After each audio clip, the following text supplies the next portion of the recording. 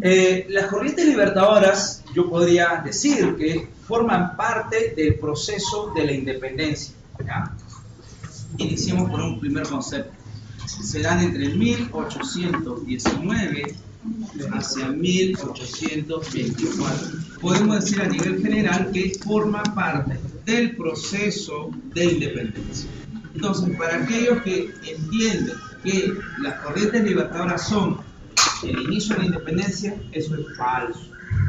Ahora, el otro gran problema es definir cuándo se inicia la independencia del Perú. Ya, ni los mismos historiadores se han puesto de acuerdo sobre eso.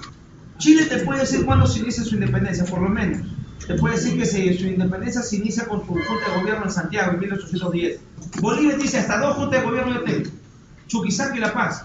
Así que ahí se inicia mi independencia. México también, 1808, inicio de su independencia.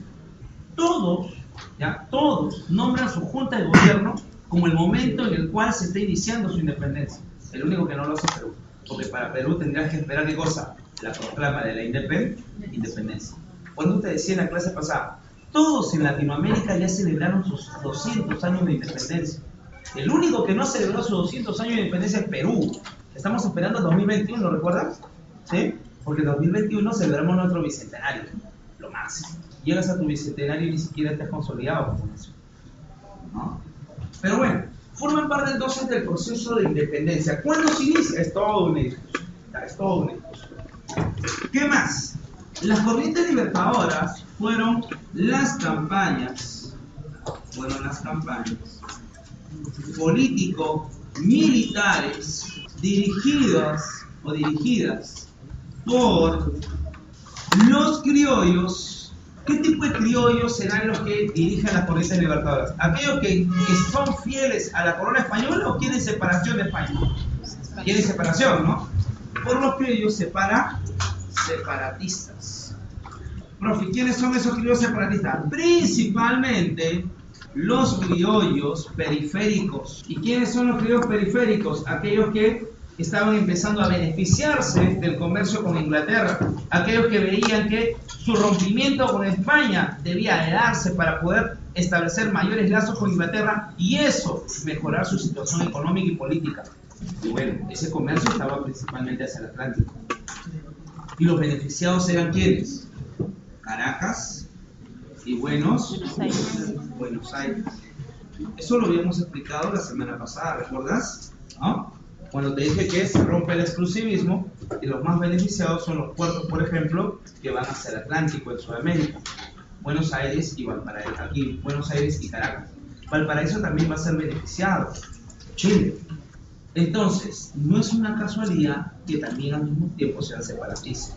Profe, pero ellos lo hacen porque sienten la nación. Ellos lo hacen porque por encima de todos está la lucha por la libertad. Sí, libertad económica. Libertad política para poder tomar el control de estos nuevos estados. Ya la corona no les sirve. La corona lo que ha hecho es romper el pacto que había antes. Profe, ¿qué tipo de pacto había antes? Los criollos se habían beneficiado de alguna manera del control administrativo de las colonias. Habían asumido cargos importantes, pero los retiraste a todos con la reforma borbónica. Entonces había roto el pacto. De repente no estaba ahí especificado, no estaba pues aquí notificado, ¿no? Pero era un pacto oral. Es como a veces le digo, ¿no? Imagínate, ¿no? La señora que vende huevito de codorniz aquí en la esquina, la otra señora que vende cancha allá en la otra esquina, en Alfonso Ugarte. ¿Es legal? ¿Es legal? No es legal, ¿sí o no? Pregunta, ¿qué podría pasar con ellos? Viene el carrito del Serenazgo y se lo lleva, ¿no? Claro. Oye, pero a veces el Serenazgo pasa a su costado y no le hace nada. ¿Por qué? Profe, pero de alguna manera, pues, te da su propina y se acabó, ¿no? O sea, no será mucho, pero es algo, ¿no? Entonces, eso es un pacto. Eso no es legal, pero es un pacto. Imagínate que el alcalde de Lima diga, vamos a barrer con todos los ambulantes en Lima, y que lo haga. ¿Tú te imaginas cómo va a reaccionar toda esa gente? O sea, ese trabajo le sirve para sobrevivir. Entonces va a reaccionar. Por eso que el municipio, ¿qué hace? No debería haber ambulantes, pero le cobra ese ambulante por el espacio. Un sol diario, 2 soles, dependiendo el espacio, el lugar. No debería de cobrar, porque eso es ilegal. No debería cobrarse por parqueo en algunos lugares, y lo hace. La playa es de todos, ¿no? En verano no deberían cobrar por ese parqueo en la playa, y lo hace. ¿Por qué? Porque la legalidad y la ilegalidad juegan de la mano. Es un pacto. Entonces ese pacto no tiene un acuerdo, no hay un acuerdo previo, pero no hay un acuerdo firmado, digo, pero de alguna manera es oral. Ya, ese pacto oral se rompe con las reformas borbónicas. Entonces, ante el rompimiento de ese pacto, ¿qué va a ocurrir? El otro sector va a buscar entonces recambios. Y esos recambios se ven en las rebeliones. Esos recambios se ven en las conspiraciones y las corrientes libertadoras. Entonces, ¿eso quiere decir que cuando San Martín llega a estos territorios, ¿ya hay gente que está levantada? Claro, ya hay gente que está movilizada. Esa historia que te contaron que llegó un príncipe o llegó una suerte de mesías llamado San Martín, levantó los brazos y nos hizo independientes, eso ya fue, eso déjalo para el colegio. No, profe, pero si San Martín hasta se tomó un selfie con toda la gente. Yo tengo ese cuadro en la cabeza, lo he pintado, lo he dibujado. ¿Cuántas veces en mi cuaderno? Ya, ese cuadro no es de 1821. Ese cuadro fue hecho para el centenario de la independencia. Ese cuadro fue hecho el año de 1921, durante el oncenio de Leguía. Profe, yo lo he pintado, lo he dibujado. Para mí la independencia fue así. Es un cuadro conmemorativo, más así no fue. Y con eso destruyó todo lo que ha sido tu visión de independencia del colegio.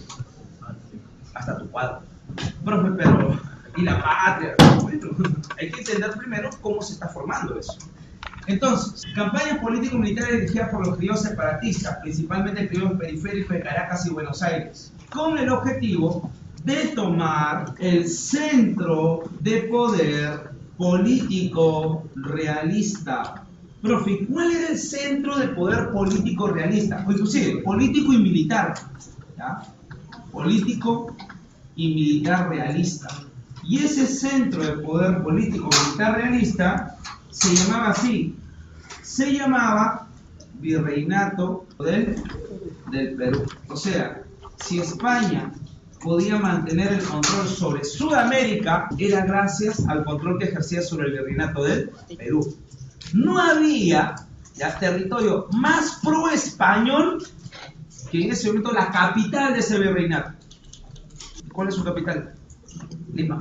La élite limeña estaba jugada totalmente en favor del sector español. La élite limeña en ese momento vitorea al virrey de turno, apoya, financia económicamente para resistir ante el embate de los demás. La élite limeña no quería independencia.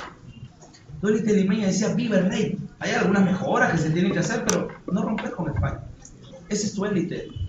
Por eso es irónico que cuando hables de independencia tengas que establecer que la independencia nace en Lima. ¿Cómo van a hacer en Lima la independencia si es el lugar más pro-español que existe en toda Sudamérica? Es la que está financiando la contracampaña contra el proceso libertador. Por eso es que hasta último momento esto se mantuvo en favor del sector realista. Y eso hasta, quieras o no, yo traslado un poco la historia. Lima es lo más conservador que existe en el Perú en ese momento. Y si te das cuenta, el día de hoy no ha cambiado mucho. Lo más conservador todavía, del Perú, todavía ese gran resalto en Lima. Lo más reaccionario está en Lima. Si no, ¿cómo crees que en Lima haya ganado el fujimorismo? ¿Ah? PPK. Profe, porque eso es la democracia y todo ello. No nos dejemos vender por un tupper, profe. No, sí, ese tupper te compra. Compra tu conciencia, tienes necesidades, ¿no? Sí. Lima es eso. Lima trata de construir inclusive la historia del Perú en torno a Lima. Si sucede en Lima, es historia del Perú. Si no sucede en Lima, no es historia del Perú. Cela, no sé quién será. Es como Melgar, ¿quién habrá sido? Es un poeta, de repente, no sé, bohemio. No más seguro. Pero ¿quién será? Pero si es el mismo así. Por eso que Tacna, Cega, 1811, no tiene nada que ver con Twitter. Por eso que Cusco, 1814, los hermanos ángulos, no. Proclama la independencia. Ahora, el problema, ¿y los limeños en ese momento querían la independencia? No. Profe, victoriaron a San Martín, porque ahí está en el cuadro y todo eso. ¿Por qué lo habrán hecho? Entonces, eso es lo que tenemos que entender. Antes de continuar, creo que podemos entender también un poco de historiografía. ¿Ya? Vamos a ver. Pregunta, en el siglo XIX se celebraba el 28 y 29 de julio como el día de hoy. Era hasta feriado y todo eso. Había parada militar. ¿Sí? No. Profe, ¿pero era una fecha importante? Claro que era importante, pero no como el día de hoy, que es la fecha nacional. Es que todavía está en construcción, como te digo. No había todavía, no se le había dado todavía ese gran respaldo a la figura de San Martín. ¿Cuándo se cree esa figura? Lo que ocurre es lo siguiente, que en el Perú debes haber escuchado que existió un periodo que se llamó así, la República Aristocrática, ¿ya? Inicio del siglo XX. Y durante la República Aristocrática, por ejemplo, ellos resaltaron las rebeliones criollas.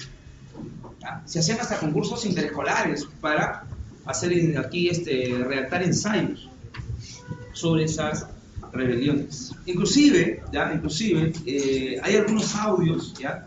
Música de esa época que se ha podido guardar en discos, de alguna manera música alegórica al proceso de independencia. Y en esa música alegórica de la República Aristocrática tienes varios títulos de canciones que tienen como figura principal a Tupac Amaru, a Pumacahua, a Cela.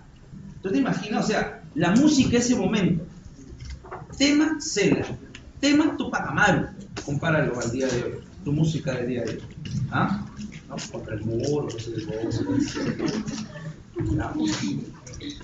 pero se está elaborando música. ¿Ya? ¿Qué más? Esa república aristocrática va a terminar con la llegada de un señor que se llama Augusto B. Leguía, instalando el llamado oncenio. Y cuando Leguía instala el oncenio, él dice que quiere construir algo que se llama la patria nueva. Entonces, si es la patria nueva, está en contra de la patria vieja. ¿Y qué es la patria vieja? La patria de los aristócratas. ¿Y cómo va a fundar esa patria nueva? Él dice que va a celebrar, con él se va a celebrar el centenario de la independencia, la fecha de 1904. Y a partir de ahí San Martín se convierte en la figura emblemática. Pero eso también decae en algún momento. ¿Cuándo, profe? 1978 en adelante. Profe, ¿por qué decae? Porque a partir del 78 en adelante, el gobierno de las Fuerzas Armadas se rescata nuevamente la figura de quién? De Tupac Amaru. Por eso que pregúntale a tu papá, a tus abuelos, pregúntale para él, en su colegio, ¿cómo le enseñaron? ¿Cuándo se iniciaba la independencia? Y para la independencia se inicia con Tupac Amaru, porque su libro de colegio decía eso. Porque ¿cuándo se rompe esto? 1990. ¿Y por qué se rompe en 1990? Porque veníamos de todo lo que había sido la década del 80, una década de violencia. MRTA, Sendero Luminoso, el ejército, sí, terrible, coche bomba. Tus padres deben haber contado un poco sobre eso. Ver muertos aquí, ver despedazado al director de tu colegio en el portón, era algo normal. Profe, entonces, era una década de violencia. A partir de los 90 dice, no, ya no más violencia. No existe violencia en el Perú. Es mentira aquellos que dicen que existe violencia. Somos un país pacífico. Tan pacífico que nuestra independencia se logró simplemente con que alguien levante las manos y se acabó. Así nos hicimos independientes. San Martín es la figura casi similar a un Mesías, casi un Jesucristo. Podrías decir que hasta San Martín era casto. Porque eso es San Martín. Es un santo, no es cualquiera. Bolívar no tiene esa figura. Bolívar es alguien de carne y hueso, es más material. Pero San Martín no, es un santo. Está por encima de todo, ¿no? Eso se construye. Ese es el tipo de educación que has tenido tú, de 90 en adelante, ¿o no? En tu colegio, ¿recuerdas primaria o no? ¿Recuerdas las actuaciones o no? En esas actuaciones en primaria, ¿qué se significaba principalmente? La proclama de la independencia. Entre los niñitos siempre elegían quién iba a ser San Martín. Él estaba orgulloso de ser San Martín. Su mamá, peor todavía. Su mamá ese día no dejaba de hacer todo para verlo en la actuación. Segundo año en primaria, ya con sus patillas con betún, ¿no? Y proclamando, desde este momento el Perú es libre por la voluntad de los pueblos. Ya su mamá estaba llorando. ¿No? Mi hijo va a ser presidente, mi hijo va a ser actor de cine, Hollywood, ¿no? Más allá de eso, figura máxima es San Martín. Profe, ¿por qué? Es una construcción. Ahora, ¿cuál es el contexto de las corrientes libertadoras? ¿Qué está pasando en el mundo? Estamos en el contexto de la primera revolución industrial.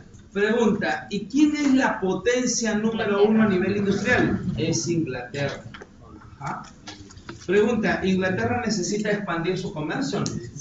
Sí, porque antes producía 100, ahora produce 1000, produce millones. Y mientras más produzcas, necesitas más mercados. Pregunta, ¿esto que se independice logrará ser mercado de Inglaterra? Sí, se va a transformar.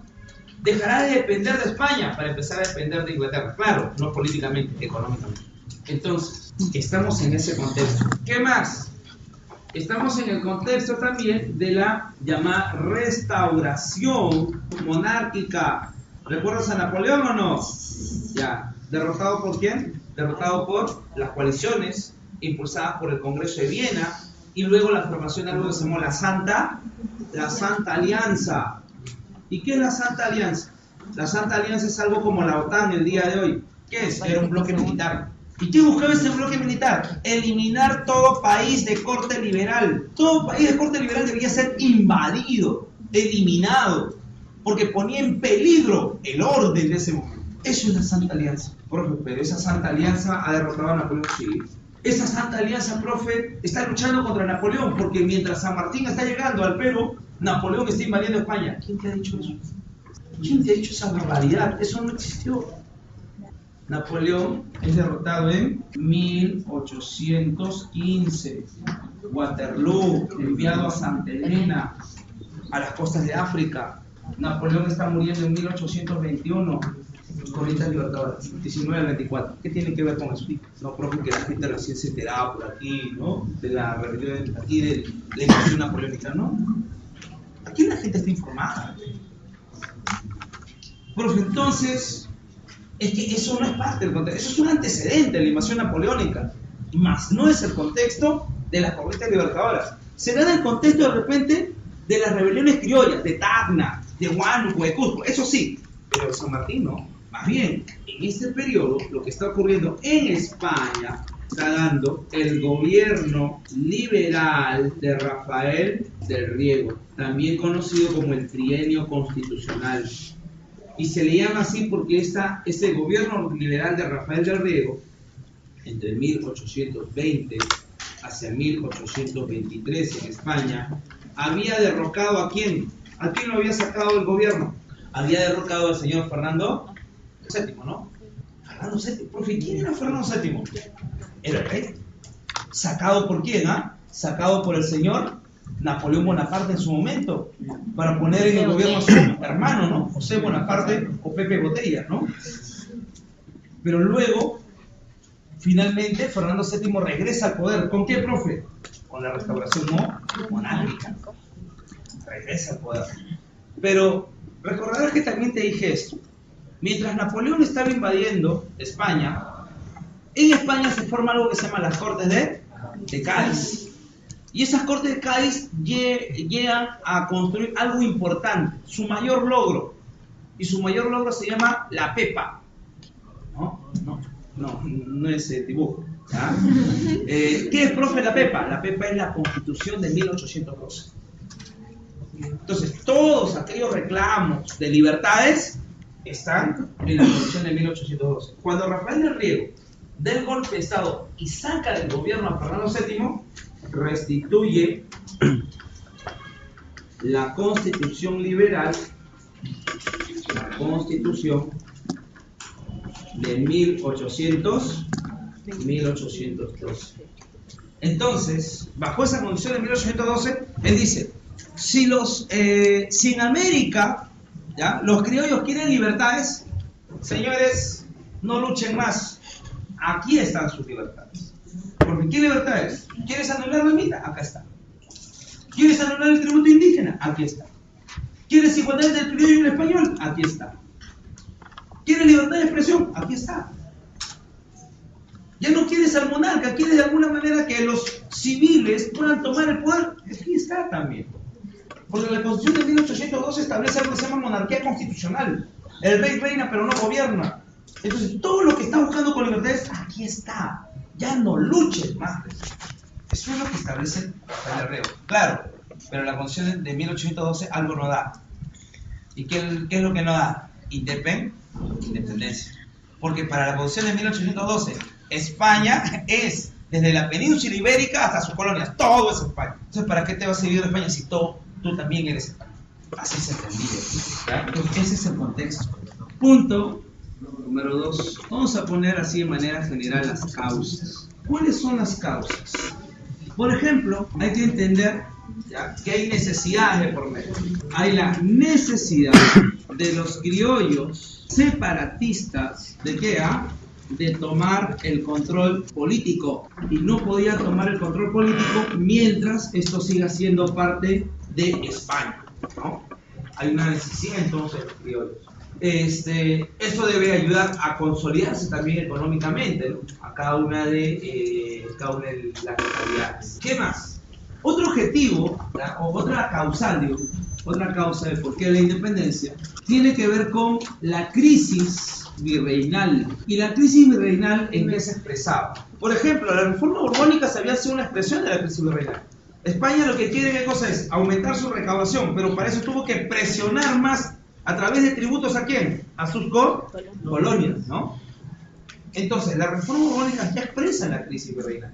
Y claro, de rebote, eso va a traer como consecuencia ¿qué cosa? Rebeliones indígenas. Todo el siglo XVIII, cada vez más agudas, hasta llegar a la gran rebelión de 1780.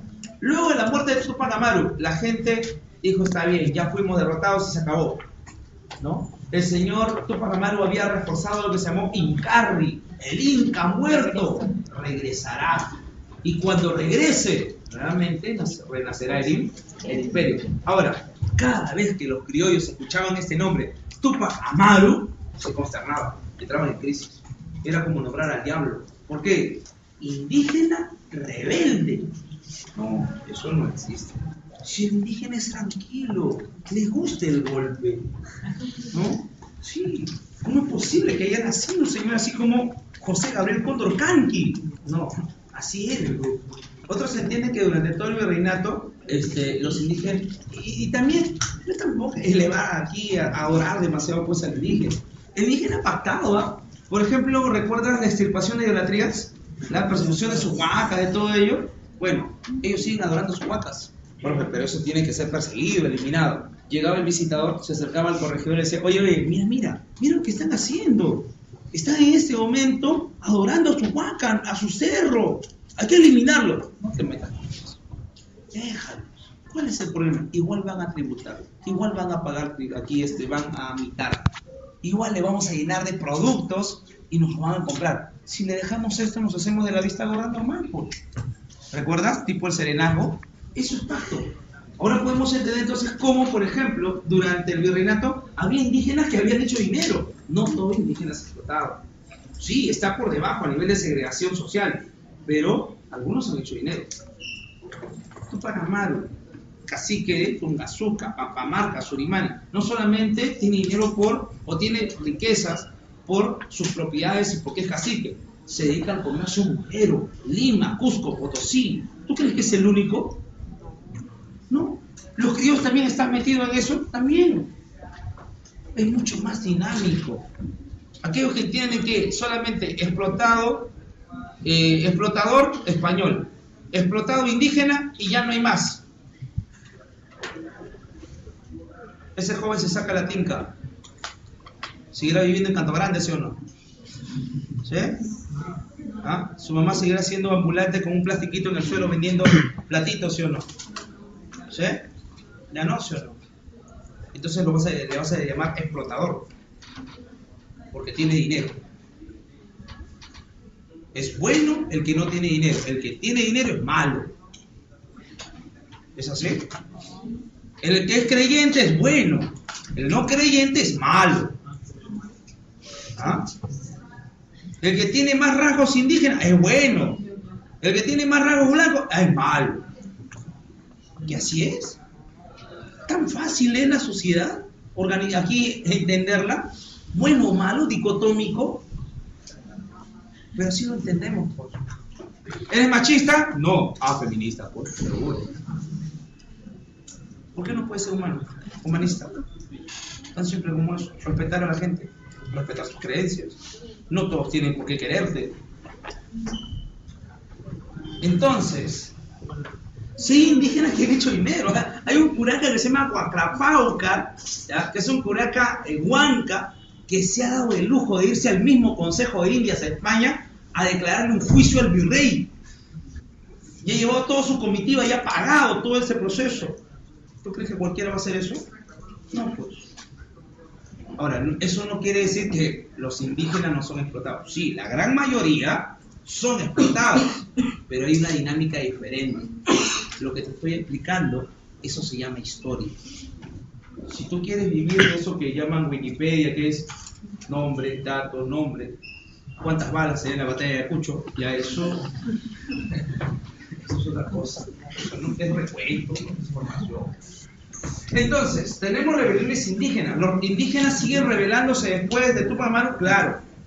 En el proceso de la guerra de independencia también. Después de que termina la independencia, después de Ayacucho, ¿ya no hay rebeliones? ¿Hay luchas o no? Sí, continúa, la gente no se va a desmovilizar. Pero también tenemos las conspiraciones criollas. También tenemos las rebeliones criollas. ¿Ah? Profe, pero los criollos en esta etapa sí están muy claros. Ellos saben muy bien qué es el Perú. No saben. El indígena no sabe, ellos tampoco saben. Están en construcción. Entonces, si están construyendo eso, algunos de repente en los inicios están en el otro bando, profe, en el bando realista. No están en el bando patriota. Sí. Ejemplo de ello, Hipólito Unanue, sirve el virrey. No, profe, Hipólito Unanue no puede ser porque él es mi héroe y además yo he pegado su lámina en mi aula en el colegio. Él es héroe, ¿no? Usted no puede decir que es realista, pero sí, estuvo en el bando realista. No es el único. José de la Mar, Agustín Gamarra, Ramón Castilla, ¿qué van a llegar a ser ellos? Presidentes, ¿no? Tus primeros presidentes. Bueno, estaban en el bando realista. Se pasarán al lado patriota. El padre mismo de González Prada está reprimiendo aquí a las rebeliones criollas. El padre del señor Felipe Pardo y Aliaga está reprimiendo la rebelión del Cusco de 1814. Y Felipe Pardo y Aliaga en ese momento es niño. En el Cusco su padre era oidor. Claro, lo que pasa es que esa historia ya no se cuenta. Porque cuando se pasa la independencia, no, yo siempre fui patriota. Yo siempre luché por la nación. ¿Por qué? Porque yo entendía así las cosas. No, se están cambiando de bando. Y es algo normal. Los mismos indígenas están que se cambian de bando. La gente que lucha contra Tupac Amaru, ¿no son indígenas también? Hasta el mismo Pumacahua no está luchando en contra de Tupac Amaru. ¿Por qué después se hace rebelde? Porque entendió ya que era Perú. Pues. Que le conviene. No, está viendo conveniencia. Hay algo que... hay una frase que me parece sumamente interesante. Está bien, tengo ideas sumamente... pues, por lo menos que las voy a defender, ¿no? A cabalidad, pero yo no como ideas. ¿Qué quiere decir que yo no como ideas? ¿Puedes defender tus ideas con tu hijo enfermo? ¿Con tu padre moribundo? No, pero profe, hay que hacerlo así. ¿Por qué? Porque yo soy héroe, profe. La gente me lo va a reconocer en una avenida y llevará mi apellido. Entiende, son humanos, ¿ya? No lo entiendas como santos. Deja de santificar gente. Entonces, crisis virreinal, rebeliones indígenas, conspiraciones criollas, rebeliones criollas, me expresan la gran crisis virreinal. Y a eso hay que avisar, ¿ya? Hay que entender que se está dando la difusión de algunos grandes movimientos, como por ejemplo lo que ha sido la Revolución Francesa. Aquí está llegando la información sobre esa Revolución Francesa. Profe, la gente entendió entonces que el pueblo podía luchar en favor de la revolución. No. En muchos de los periódicos de esa época, ya estaba revisando, lo que dicen es que ¿cómo es posible que en Francia hayan decapitado a su propio rey? ¡Qué salvajes que son! ¿Qué más dicen los periódicos? Dicen, ¿cómo es posible que en Francia el Estado se reclame laico y rompa con la iglesia y le confisque sus bienes? Esos son hijos del diablo, de Satanás. No, pero están alabando la Revolución Francesa, no están alabando, están criticando. ¿Pero qué sí están viendo? Está la lucha contra ¿qué? Contra el despotismo. ¿Qué es el despotismo, profe? Que no haya libertad. Eso sí están de acuerdo. Algunas cosas toman, algunas cosas no. No todo es bueno para ellos. Ahora, ¿todos saben leer y escribir? No. Entonces, ¿cómo se moviliza la información? De manera oral, en los bares, ¿no? Las cantinas en ese momento, en las plazas públicas. Lo que tú llamas Facebook el día de hoy, en esa época se llama plaza pública. Ahí se enteraba. En un Facebook tú publicas todo un libro. No, en un Facebook tú ¿qué publicas? Tu comentario, ¿no? Ya, ese comentario estaba en la plaza pública. Ese comentario estaba en los bares. Entonces, ¿dónde podías encontrar a los conspiradores? Estaban en los bares, en las plazas, estaban tomando. ¿Ah? Pero también está llegando aquí la información sobre qué, sobre lo que ha sido la independencia norteamericana, la independencia de los Estados Unidos, ¿no? Pero es bien raro, ¿ya? Información por ahí, ¿no? También es importante la difusión de la ilustración. ¿Ah? La ilustración, el pensamiento ilustrado, con Victorio de San Carlos, el Mercurio peruano, la sociedad amantes del país. Difusión de la ilustración.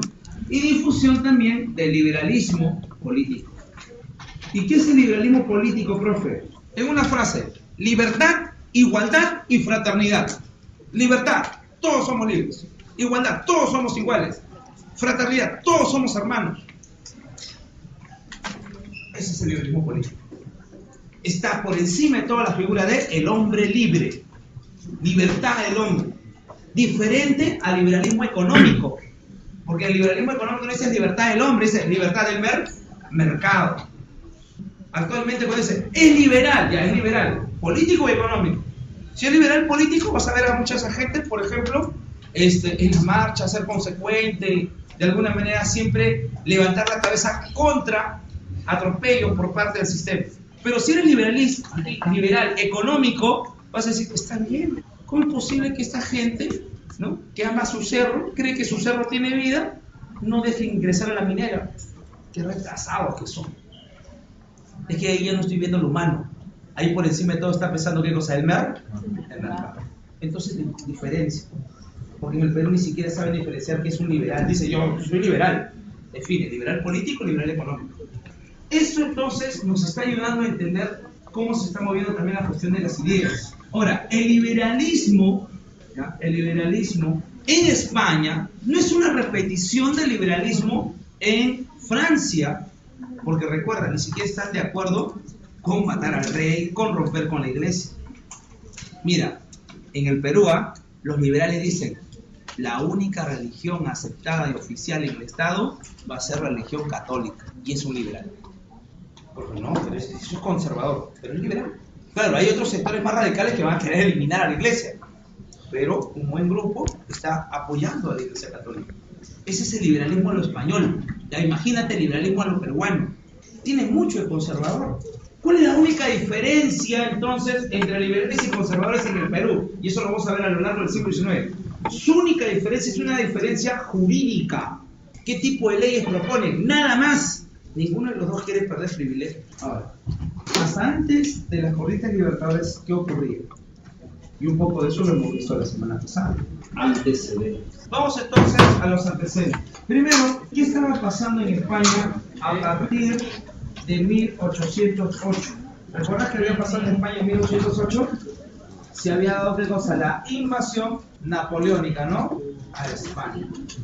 Ante esa invasión de Napoleón a España, se rechaza al señor José Bonaparte y se reconoce como nueva autoridad a las Cortes de Cádiz. Las Cortes de Cádiz, entonces, son de ahora en adelante el gobierno. En esas Cortes de Cádiz tenemos diputados no solamente de España, sino también diputados ¿de dónde? De América, ¿no? Nosotros vamos a enviar diputados, entre ellos un señor que se va a llamar Vicente Morales Duanes, que se va a convertir por un tiempo en presidente de la Corte de Cádiz. Bueno, el mayor logro de esas Cortes de Cádiz, ¿qué fue? ¿Recuerdas? La Constitución Liberal, ¿de qué año? De 1812. ¿Cómo se le llama también? La PEPA, ¿no? La PEPA, no, 1812. Entonces, mientras eso está aconteciendo en España, ¿qué está ocurriendo en América? En América, hacia 1808, aquí, ¿no? Los griegos reaccionan de la siguiente manera, dicen, si no existe rey en España, ¿cómo es posible que exista virrey en estos territorios? Ahora, eso no quiere decir que rechacemos a la autoridad de España, porque tenemos diputados. Pero aquí nosotros también debemos de tomar el control momentáneamente, resguardando los intereses de España. Y es así que en América se lleva a cabo la formación de juntas de gobierno a partir de 1808.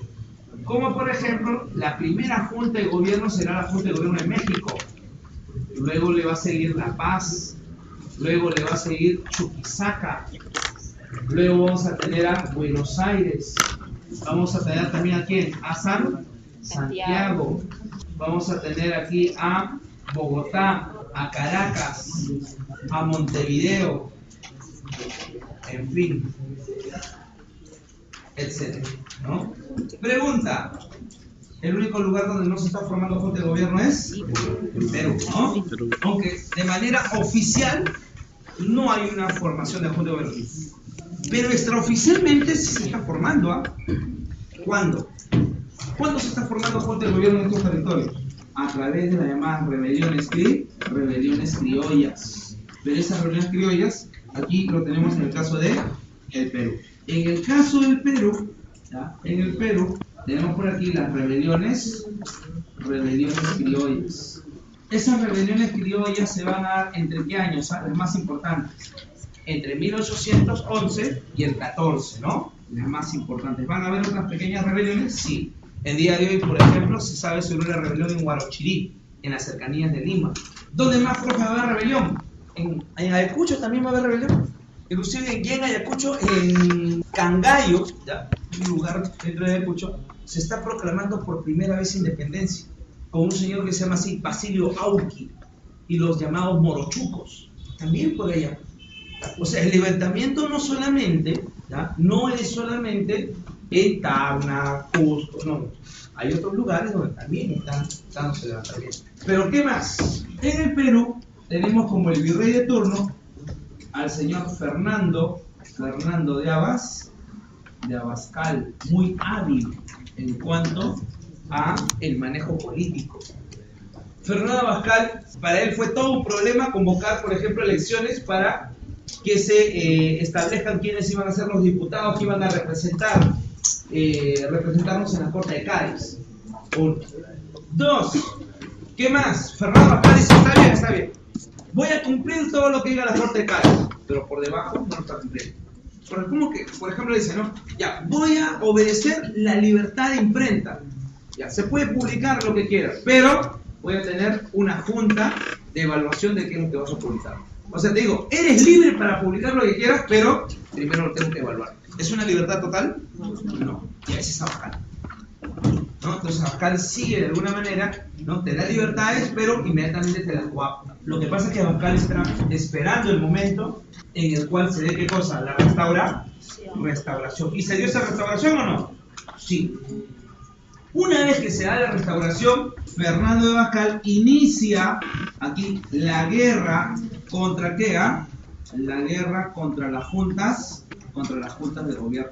¿Profe, gana o no gana? Claro, gana. Hubo una época en la cual Lima le declara la guerra a toda Sudamérica. Lima. ¿Profe, ganamos? No. Ganamos. El único que no fue derrotado fue Buenos Aires. Pero lo demás fue derrotado, devastado. Gobierno, Fernando Abascal. ¿Profe, qué era? ¿Patriota? No, realista. Ahora, España tenía la posibilidad económica para financiar una guerra aquí en estos territorios. No, recién estaba recuperándose. Profe, entonces, ¿quién lo va a financiar? Lo va a financiar a Fernando Abascal algo que se llama así, Tribunal del Consulado Limeño. Los grandes comerciantes de Lima y Callao, esos son los que están financiando. Ahora, si ellos están financiando, ojo, no están regalando su dinero, están prestando. ¿Abascal se lo tiene que devolver o no? Ya, cuando se vaya Abascal no hay ningún problema. Mientras haya virreinato, alguien le va a poder devolver su dinero. El problema es, ¿y si no hay virreinato? ¿Quién le va a devolver lo que han prestado? Problema, ¿no? Por eso, por encima de todos, vive el rey. ¿Por qué? Me tienen que pagar. Ese es tu él. ¿Ahora entiendes por qué apoya? Entonces, esto es lo que había acontecido en este territorio. Punto 4. Vayamos al proceso. La primera etapa tiene que ver con la corriente libertadora del sur. A ver, en cuanto a esta corriente libertadora, ¿qué podemos decir? Aquí la figura principal es un señor que se llama Don José de San Martín. San Martín va a tener que presentar su proyecto ante la Junta de Gobierno de Buenos Aires. Esa Junta de Gobierno de Buenos Aires ya había apoyado, ya había dado su apoyo, por ejemplo, apoyo a las rebeliones en el sur peruano, e inclusive en lo que se le llama también el Alto Perú. ¿Y qué es el Alto Perú? Lo que le llamas el día de hoy Bolivia. Un señor que se llama Belgrano, por ejemplo, había apoyado las rebeliones entre 1811 al 14. Profe, ¿pero lo lograron? No. O sea, Buenos Aires tenía como objetivo llegar al Perú tomando esta ruta. O sea, ingresar por la zona de... ¿Por dónde, ¿Por dónde quería ingresar? Por la zona de el Alto Perú. Por la zona de Bolivia. Imagínate ingresar, ¿no? Por el altiplano, ¿ya? Tomar la zona de la sierra y llegar a Lima. Muy dificultoso, terrestre. Es por eso que en algún momento San Martín va a proponer que dice, ¡esta ruta! No. Hay que buscar otra ruta. ¿Y cuál será la ruta de San Martín? Primero Chile y luego el Perú. ¿Por qué? ¿A través de qué? A través del mar. Esa es la otra propuesta. Entonces, tenemos aquí a la Junta de Gobierno de Buenos Aires que ha apoyó a las rebeliones en el sur peruano, las cuales habían fracasado. ¿No? Fracasado. Finalmente, tenemos aquí entonces al señor Don José de San Martín. San Martín, ¿dónde había hecho su carrera militar? ¿En Buenos Aires? No, en España su carrera militar. Inclusive había luchado ¿contra quién? Contra las fuerzas napoleónicas, ya en su proceso de invasión. San Martín de regreso había colaborado con las demás logias en Europa, ¿ya? Las logias, una de ellas la logia americana, la logia madre, que de alguna manera eran los grupos masónicos, ¿ya? Los masones, que estaban difundiendo el proceso de independencia en Latinoamérica. El mismo Don José de San Martín forma su propia logia cuando llega a América, y su logia se llama la Logia Lautaro. Y en su grupo, en la Logia Lautaro, está, por ejemplo, un señor que se llama así, Bernardo O'Higgins, que será el primer presidente de Chile, ¿no? San Martín, entonces, ya en Buenos Aires, plantea la nueva ruta para la independencia, del Perú. Pregunta, ¿por qué Buenos Aires está tan pendiente de que se independice el Perú? ¿Por qué? ¿Por qué ellos quieren que el Perú se independice? Ah, profe, porque ellos por encima de todo entienden que los sudamericanos debemos estar unidos. Y no es posible que uno sea independiente y el otro no. Es una cuestión humana, profe. No. En la realidad es la única que ha quedado, ¿no? De todas las demás juntas de gobierno que han sido aniquiladas. ¿Quién nos había aniquilado? ¿Recuerdas quién nos había aniquilado? El Virreinato del Perú, ¿sí o no? Con el señor Fernando Bajal. Entonces, Buenos Aires teme ¿qué cosa? Que la siguiente sea Buenos Aires. Entonces, antes que me ataquen, prefiero atacar. Mientras no se logre la independencia del Perú, no va a poder cantar victoria y decir, ya soy independiente. No es lo mismo que le va a pasar a Caracas. Bueno, en el caso de Caracas, ya con Bolívar, su objetivo también es llegar ¿a dónde? A llegar al Perú. Profe, ¿por qué su objetivo será llegar al Perú? Llegar a Lima, por ejemplo, terminar en lo que va a ser en Ayacucho. ¿Por qué? Porque también ellos creen que la independencia del Perú es lo que va a darle independencia a todo Latinoamérica. ¿Alguien ha viajado a Ayacucho alguna vez? Sí. ¿Ha llegado a la Pampa de Quinoa? ¿Y en la Pampa de Quinoa solamente hay bandera del Perú? No, hay diferentes países. ¿Por qué? Porque en las Pampas de Quinoa, en Ayacucho, se va a lograr la independencia no solamente del Perú, sino de Latinoamérica. Por eso es importante, ¿no?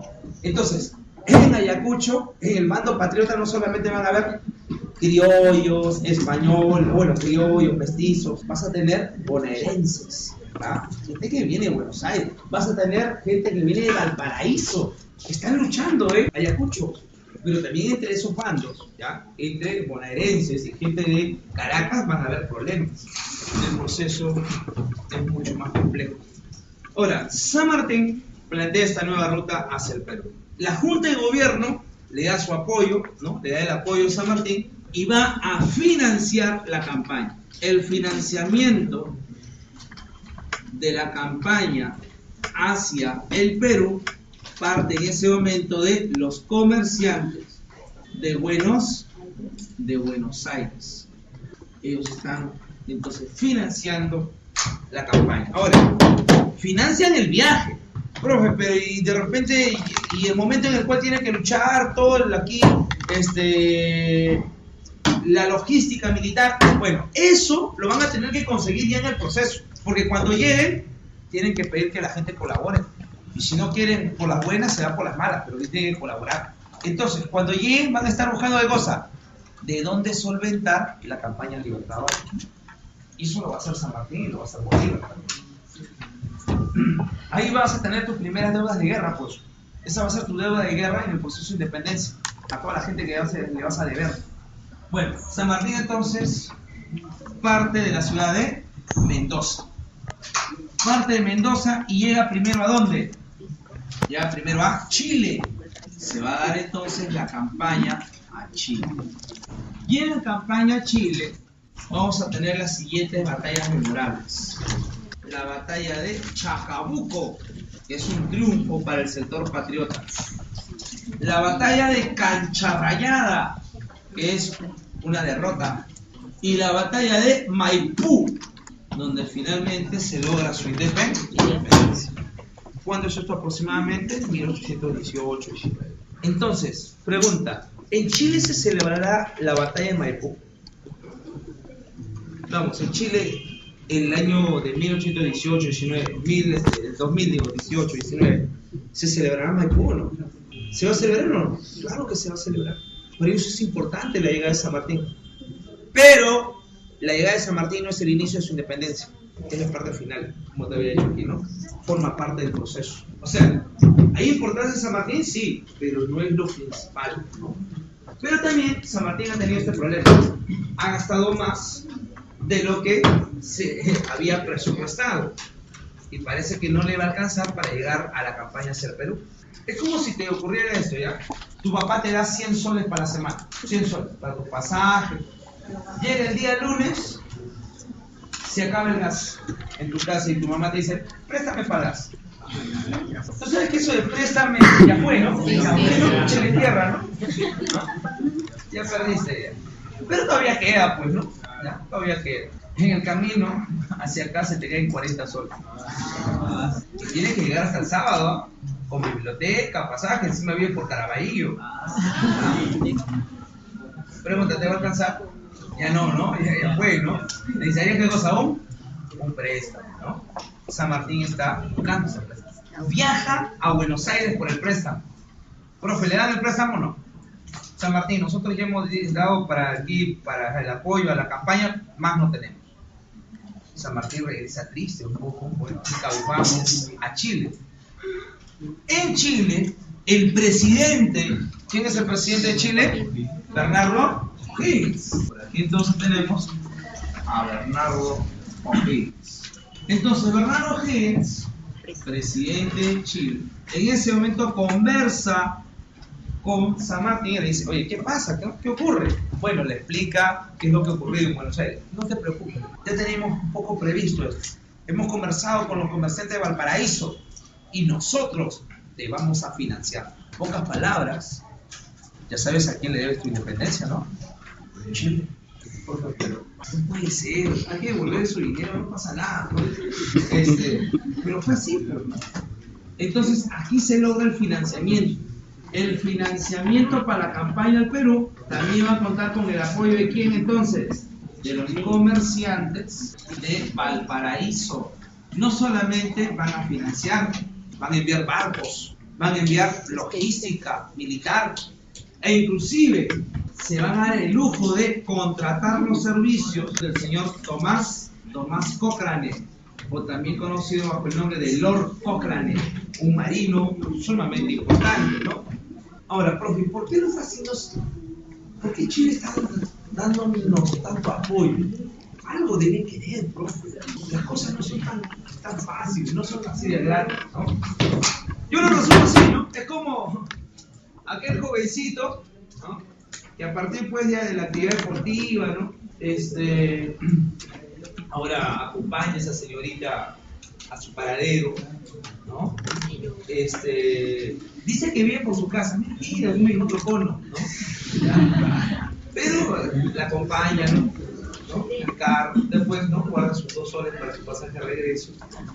Y está así. Profe, lo está haciendo porque es un buen amigo. Lo está haciendo porque algo más que hay un interés de por ello, ¿no? ¿Por qué tiene interés? ¿Y cuál es el interés de Valparaíso? El interés de Valparaíso fundamentalmente es, si se puede destruir este puerto, sería bacán. ¿Y cómo se llama ese puerto? El puerto del Callao. ¿Y por qué destruir el puerto del Callao?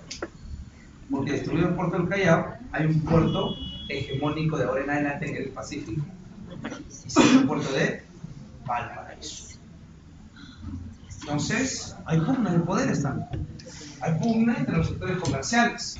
Bueno, con todo eso, ya se lleva a cabo entonces ahora la campaña ¿hacia dónde? La campaña al Perú. En la campaña al Perú, ¿quién es el primero que va a llegar al Perú? ¿San Martín o Cochrane? Cochrane. ¿Ya? Las primeras campañas son navales, son dirigidas por el señor Tomás Cochrane. ¿Y por qué está llevando a cabo esas primeras campañas navales? Está preparando el ingreso de quién, el ingreso de San Martín a Salta Paita, por ejemplo. ¿Dónde queda Paita?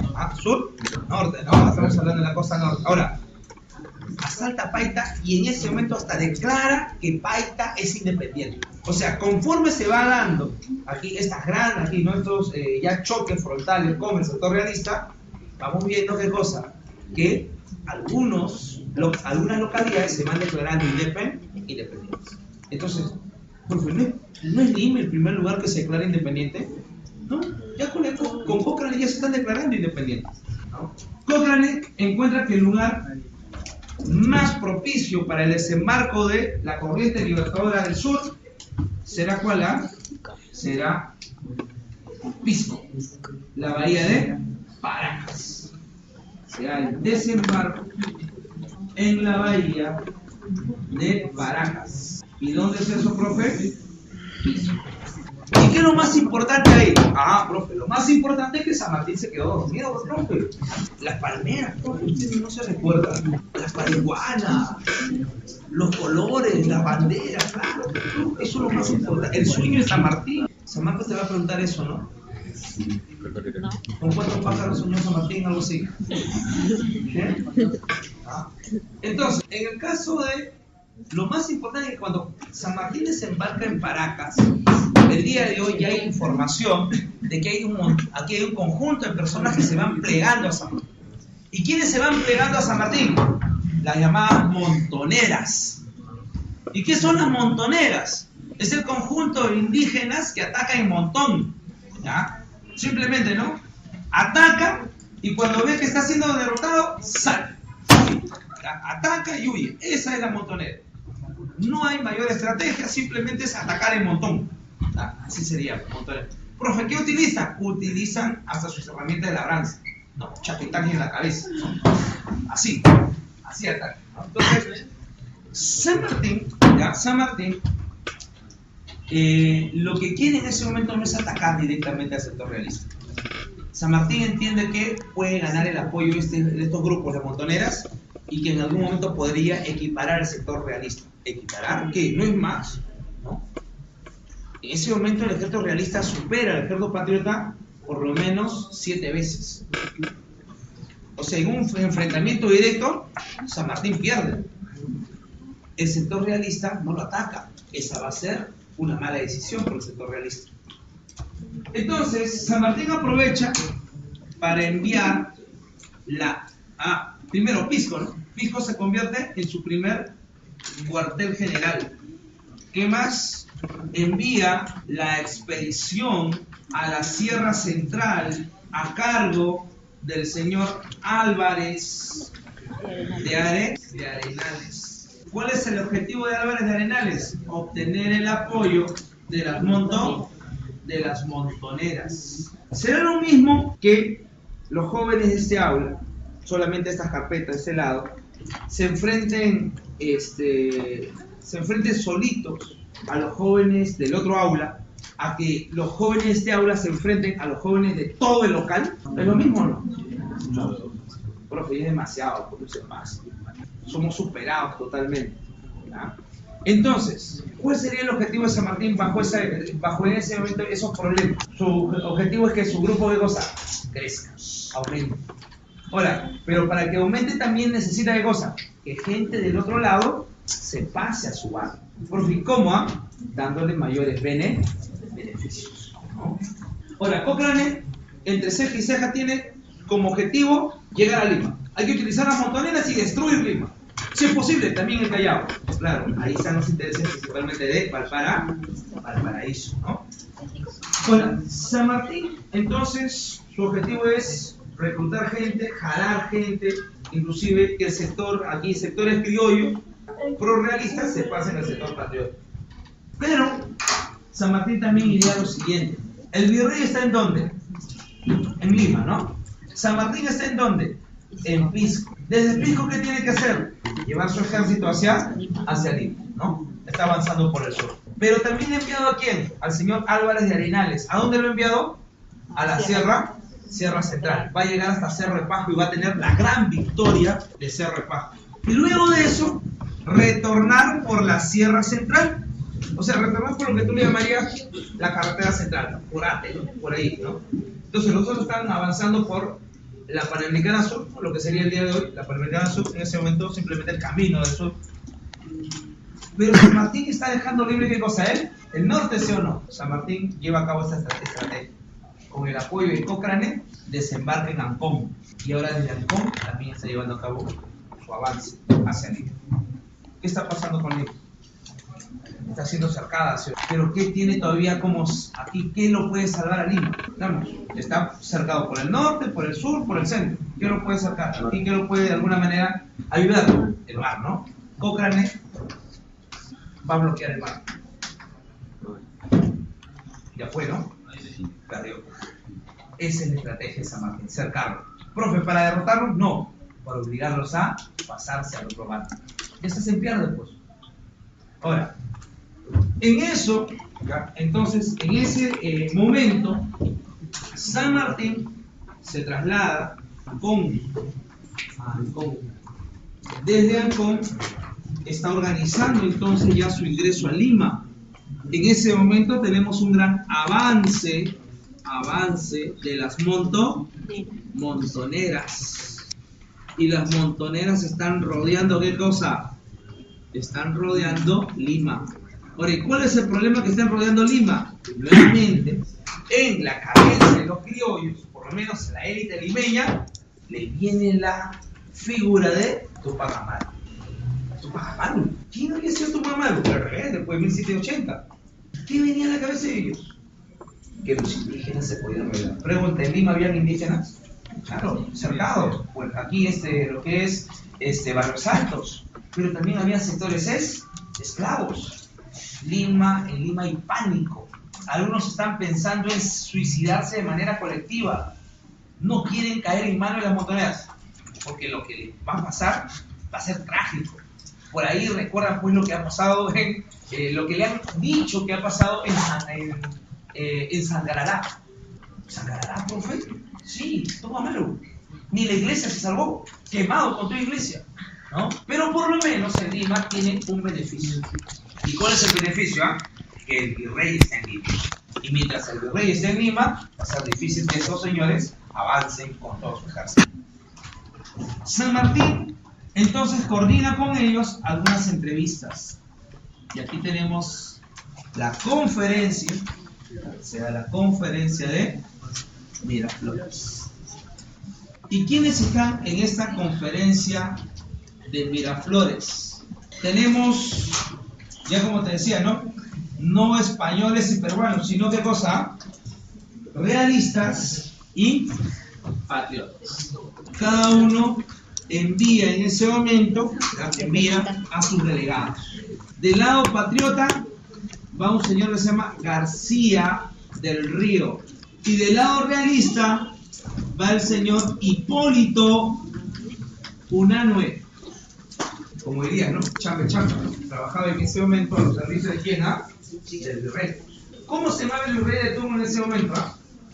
El virrey se llama Joaquín de la Pezuela. ¿Qué es lo que propone Unanue? Unanue, que representaba al bando realista, propone que debe haber un respeto a la Constitución liberal. ¿De qué año?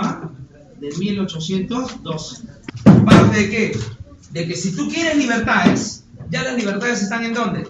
En la Constitución de 1812. Pero esas libertades no establecen separación de España, que es lo que reclama el bando patriota. El bando patriota dice, no, más allá de tus libertades lo que queremos es la separación de España. Pregunta, ¿podrían llegar a un punto en común? No. Difícil. ¿En qué termina esto? No llegan a ningún acuerdo. Así terminan las conversaciones.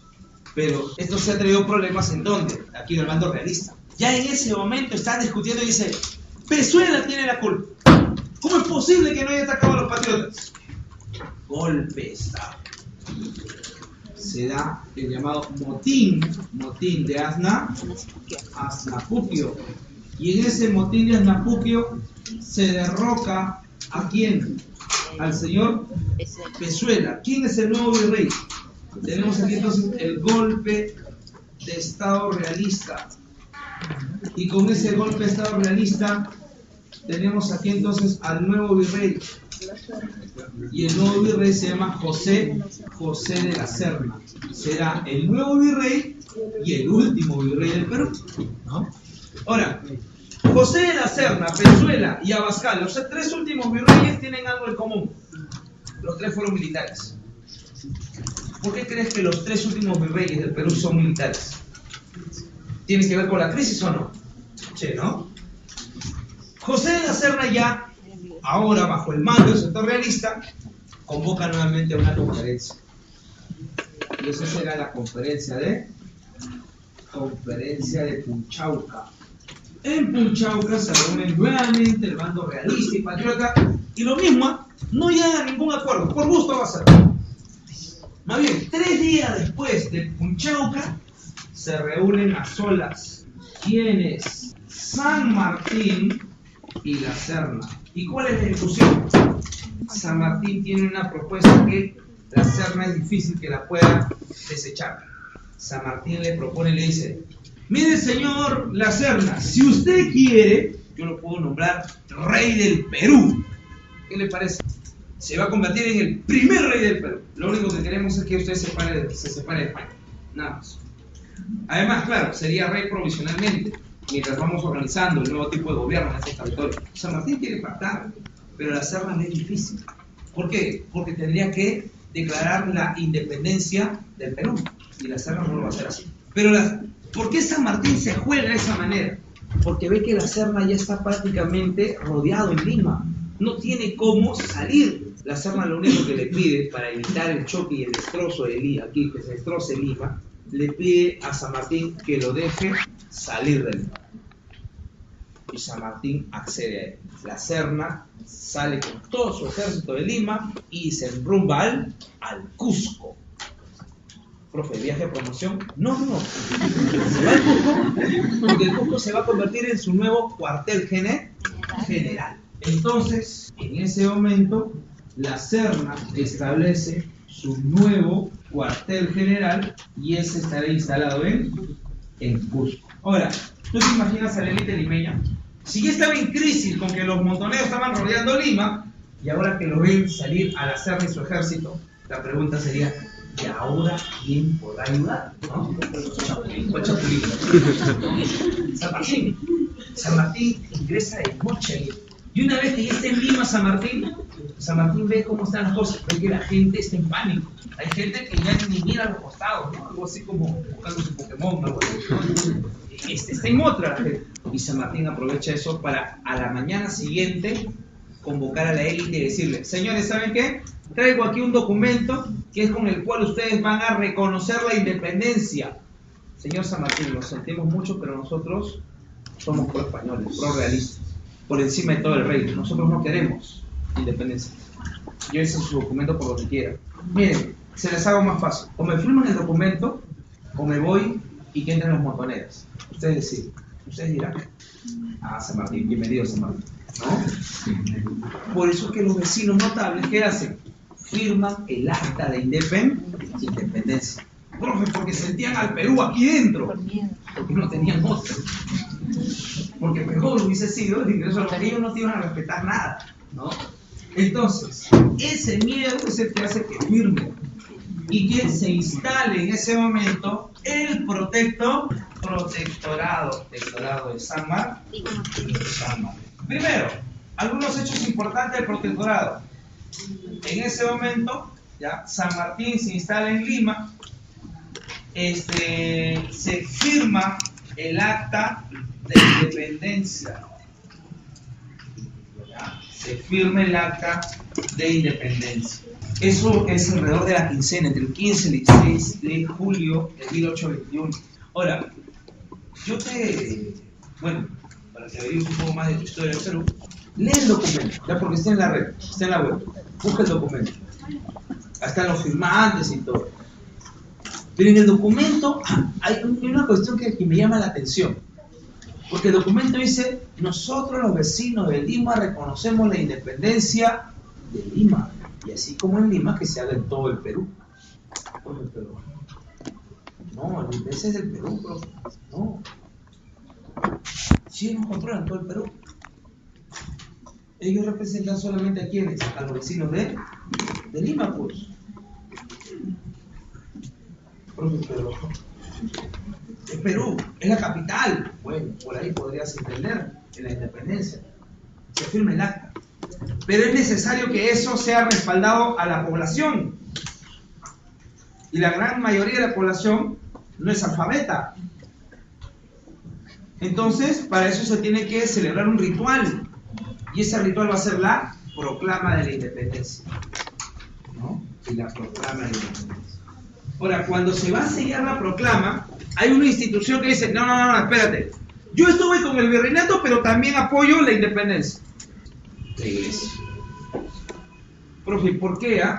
¿Por qué San Martín también va a buscar el apoyo de la iglesia? Porque tiene un gran poder. Porque de alguna manera, inclusive, eso le va a ayudar a tener mayor legitimidad a nivel social. Imagínate que el presidente de la República diga, ¿saben qué? De ahora en adelante, aquí, ¿no? El presidente se declara laico. De ahora en adelante, ante toda juramentación de los nuevos congresistas y nuevos ministros se va a retirar la cruz. Porque si ante algo se tiene que jurar solamente es ante la Constitución, no más símbolos religiosos. Nos declaramos laicos. Pregunta, ¿causaría un problema o no? ¿Por qué? ¿Por qué causaría un problema? No, pues profe, ¿cómo va a retirar a Dios? ¿Cómo va a retirar la religión? Oye, ¿y si nuestro ministro fuera islámico? ¿Cree en el Islam? No, profe, ese no lo podemos tener en ministro. Es terrorista, profe. Si el presidente se niega a ir a misa, mal visto. ¿Cómo es posible que tengamos un presidente hereje? ¿Te das cuenta que somos todavía conservadores? Eso se ha ido rompiendo. No te digo que siempre ha sido así igual, pero todavía tenemos ese gran rezago. O sea, no rompimos con la iglesia. Nuestra primera constitución política va a decir que la única religión oficial en el Perú es la católica. Y así eres libre. Tu libertad es que tu única religión es la católica. Entonces, se firma el acta de independencia, se da la proclama y se establecen algunas medidas. Por ejemplo, para que el gobierno establezca leyes, es necesario un corpus de leyes. ¿Cuál es la columna vertebral de todas las leyes en el Perú? ¿Cómo se llama? Constitución política. ¿Hay constitución política en esta época? No. Entonces, momentáneamente, las normas legales están en torno a algo que se llama el estatuto provisorio. ¿Y qué es el estatuto provisorio? Es tu constitución momentánea, hasta que se logre una constitución, ¿no? Se establecen entonces normas legales. Se establece el reglamento de comercio, y con el reglamento de comercio se establece que de ahora en adelante queda eliminado el monopolio comercial. Entonces, si se rompe el monopolio comercial, ¿qué barcos podrían llegar de ahora en adelante al Callao? Barcos franceses, barcos norteamericanos o barcos ingleses. El Perú empieza ahora a relacionarse más al capital inglés. ¿A partir de quién? A partir de San Martín. Una vez que ya tienes tus normas legales, necesitas tus ministerios. ¿Y qué ministerios se van a crear? ¿Cuál es uno de los ministerios más importantes en el Perú? A ver, ¿el de la mujer? Vamos, ¿cuál es el ministerio más importante? ¿El del ambiente? No, vamos, el más importante. Todos dependen de ello para el presupuesto nacional. Ministerio de Economía. Aquí se le llama Ministerio de Hacienda. Es lo mismo. ¿Quién se va a encargar del Ministerio de Hacienda? El señor Hipólito Unanue. Profe, pero si estaba en el otro lado. No, ahora está en el lado patriótico. ¿Ya? Es normal. ¿Ya? Así será. Se crea el Ministerio de Guerra y Marina. Y ese Ministerio de Guerra y Marina será dirigido por el señor Bernardo Monteagudo. Se crea el Ministerio de Relaciones Exteriores. Y este será encargado el señor García del Río, diplomático. Entonces, así se crean los tres primeros ministerios del Perú. Pero también es necesario algunas medidas de carácter popular, por ejemplo. ¿Y qué medidas va a establecer? Será la anulación del tributo indígena, la anulación de la mita. También de ahora en adelante será la ley de vientres. ¿Y qué es la ley de vientres? De hoy en adelante no nace ningún esclavo más en el Perú. Todo hijo de esclavo nacido a partir del 28 de julio nace libre. Si nació el 27, más suerte. A partir del 28. Claro. ¿No? Entonces, se da esta propuesta. Se elimina la Santa Inquisición. ¿Ya? Adiós, Santa Inquisición. ¿No? Se establece que de ahora en adelante todos debemos ser, ¿qué cosa? Ciudadanos. Y se reglamenta con ley y todo. profe, pero eso se tiene que sobreentender, que de ahora en adelante todos somos ciudadanos. No, se tiene que poner por escrito. ¿Motivo? Porque antes no se entendía así. Por ejemplo, en algunos restaurantes hacen esto, ponen un cartel que dice prohibido fumar. No debería ser así, porque de por sí si estás en un lugar público, en un restaurante, fumar, imagina, estás en el norte y fumando. No, está prohibido. ¿No? Pero ¿por qué el reglamento? ¿Por qué de repente poner un aviso inclusive?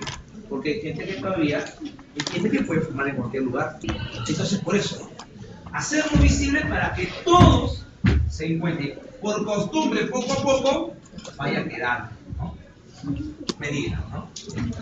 Pero también San Martín tiene otro problema mayor.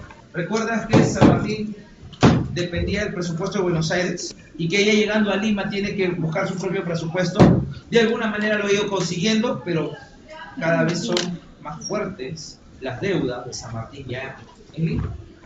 Son impagables muchas de ellas. Cochrane, que no está viniendo por su patria, sino que Cochrane está viniendo porque le van a pagar, se han atrasado en su pago.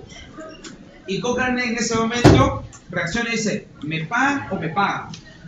Y como no hay aquí lo suficiente para pagarle al señor Cochrane, Cochrane agarra 2 barcos en el Callao y se va. Ese es su pago. Entonces, en Lima las cosas cada vez van de mal en peor. San Martín reacciona y dice, bueno, necesitamos entonces otro apoyo. ¿Y ese apoyo de quién? Va a enviar a su ministro de Relaciones Exteriores. ¿Quién es? El señor García del Río. Organiza la misión García del Río y Paroiciendo. ¿Y a dónde va a dirigir esta misión? Esta misión viaja a Europa. ¿Y para qué viaja a Europa? Tiene 2 objetivos. Primer objetivo, San Martín quiere un príncipe. ¿Qué tiene que ver? Un príncipe para que sea el nuevo gobernante del Perú. Y quiere también un préstamo. ¿Qué país en Europa podría prestar? Inglaterra. ¿Consiguió el príncipe? No. ¿Consiguió el préstamo? Sí. Pero el préstamo lo consigue ya cuando ya se ha ido, recién llega el préstamo. Ahora, otro problema. García del Río, ¿ya? Y ahí hay un libro que se llama Historia de la Corrupción en el Perú. ¿Ya? El señor Alfonso Quirós dice que García del Río, del total del préstamo, una tajada tiene en su bolsillo. ¿Qué quiere decir, profe? Primer acto de corrupción en el Perú. O sea, ni siquiera están naciendo como república y ya tienes tu primer acto de corrupción con tu ministro de Relaciones Exteriores. Pero bueno, esto es la misión así. San Martín tiene un proyecto. ¿Cuál es el proyecto de San Martín? ¿Qué tipo de gobierno quiere San Martín para el Perú? Su proyecto es una monarquía constitucional. ¿Qué quiere decir monarquía constitucional? El rey y reina, pero no gobierna. Por eso quería el príncipe. Que ese príncipe llegara al Perú. Profe, pero San Martín traidor, ¿cómo quiere un monarca? No es que San Martín, no es que quiera un monarca para darle el poder, sino que sea solamente cosa, la cara visible del Estado, que en realidad quien tenga el gobierno sea el Parlamento. Esa es su propuesta. Y para difundir su propuesta a través de la creación de algo que se llamó la Sociedad Patriótica. Esta Sociedad Patriótica es un órgano de difusión del proyecto de San Martín. Bernardo Monteagudo, su ministro aquí de Guerra y Marina, es el que de alguna manera está defendiendo la tesis de San Martín. ¿Por qué San Martín dice que es necesaria una monarquía constitucional aquí? Porque el Perú no ha nacido para ser por lo menos no está preparado para ser una república en ese momento. ¿Cómo había terminado la república en Francia, recuerdas? La República Francesa, la Convención, radicalismo, ¿no? Maximilien Robespierre, ¿recuerdas? El gobierno del terror, ¿no? Ese era el radicalismo, o sea, para muchos era demasiado radicales para la época, ¿ya? Para la época. También, porque decía, en el Perú hay que sintonizar los intereses de grupos que tienen títulos nobiliarios, duques, condes, y que se les ha sido anulado con el establecimiento del protectorado, y los grupos que quieren república. Entonces la única manera es sintonizar, pactar a nivel político. Y ese pacto a nivel político es que todavía hay un monarca, pero también tengan poder en el Parlamento. Esa es la monarquía constitucional. De lo contrario, ¿qué podría pasar en el Perú? Bueno, de lo contrario dice que lo que podría ocurrir en el Perú es que entre un militar, se quede en el poder, venga otro, lo saque por golpe de Estado, venga otro, lo saque por golpe, y así se termina en una anarquía militar. A eso le vas a llamar en el futuro primer militarismo. Entonces, esa era su propuesta. ¿Quién se va a lanzar contra San Martín? El señor José Faustino Sánchez Carrión, el solitario Sayán. José Faustino Sánchez Carrión está criticando la propuesta de San Martín a través de un órgano de difusión que se llama La Abeja Republicana. Entonces, a través de La Abeja Republicana, él dice, no, si algo se tiene que instaurar en el Perú, es necesario que sea una república. Esto, ojo, esto es el primer debate ideológico. El primer debate ideológico es la forma de gobierno que debe asumir el Perú. O monarquía constitucional como San Martín, o lo que está planteando José Faustino Sánchez Carrión, la creación de una república, ¿no? San Martín cada vez está de mal en peor. Ya en Lima, la gente no lo quiere. O sea, si antes no lo quería, ahora está peor. ¿Para qué está San Martín aquí? Nos pide prestado y no nos va a pagar. San Martín, ¿sabe qué? Mejor vete a... Te conviene estar aquí. San Martín busca un último apoyo en el norte, con un señor que se llama Simón Bolívar, dándose la llamada entrevista de Guayaquil. En esa entrevista de Guayaquil es muy poco lo que se conoce. ¿Por qué? Porque se reunieron a solas San Martín y Bolívar. San Martín y Bolívar. Puertas cerradas, ventanas cerradas, todo el día, solo los dos, ¿no? Encima en Guayaquil, el calor, ¿no? San Martín sale triste, Bolívar sale alegre, ¿no? Porque ¿qué ha pasado? En conclusión, Bolívar no le ha brindado el apoyo a San Martín, de hecho que no lo va a apoyar. Lo único que ha conseguido Bolívar es que San Martín lo puede apoyar en una batalla que se llama Pichincha, para la independencia de Ecuador. Será la única batalla en la cual coincida la corriente libertadora del norte y la corriente libertadora del sur. Otras cosas que se han discutido: Guayaquil, ¿para quién queda? ¿Queda para el Perú o queda para la Gran Colombia? ¿Ah? Entonces ahí también se está discutiendo eso.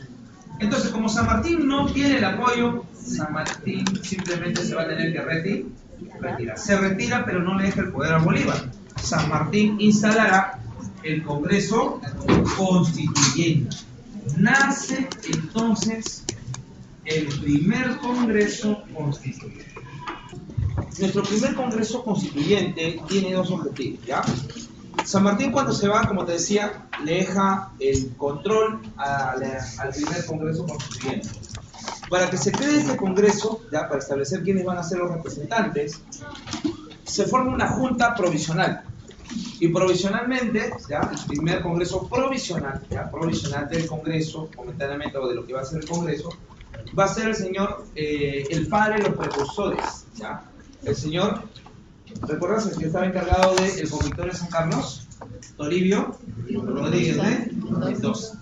Rodríguez Mendoza todavía está vivo hasta ese momento y él está liderando entonces esa transición.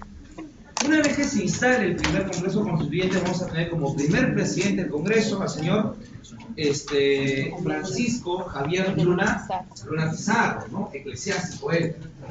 Este Congreso Constituyente se va a instalar entre 1822 a 1823.